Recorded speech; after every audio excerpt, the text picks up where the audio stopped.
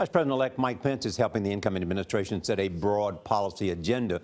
Pressure will be on him and President-elect Trump to unify a divided country and Congress. We spoke with Pence yesterday from our set on the National Mall in Washington about the expectations and the transition.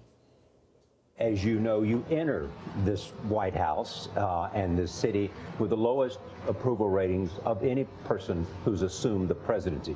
What kind of challenge is that? And at the same time, how important it is to double the efforts to reunite? I think the American people are going to see a president inaugurated this Friday who is going to keep the promise he made on election night, to be president of all of the people of this country. The polls weren't always right during the election year, and so I'm a little skeptical about the polls going into inauguration, but I can tell you that the president-elect and our whole team are ready to go to work and to really just advance the kind of policies that, to borrow his phrase, will make America great again. You've been asked this before, I'm sure.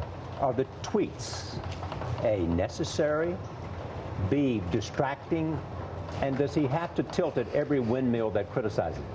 You know, I think one of the really refreshing things about the president-elect is that he speaks his mind.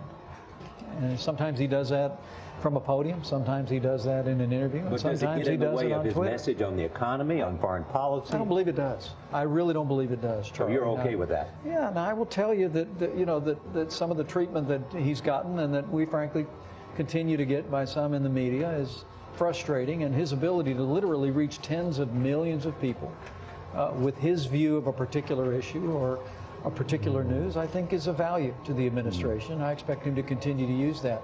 You're going to see a President Donald Trump who will use that bully pulpit in new and 21st century ways to communicate our agenda to the American people and marshal the kind of support to bring real change to Washington, D.C.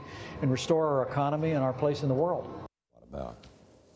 Pence also said the president-elect is confident in the team he chose to lead the intelligence community that Mr. Trump has repeatedly criticized. Regarding his own role, the vice president-elect says, "I'm just here to serve."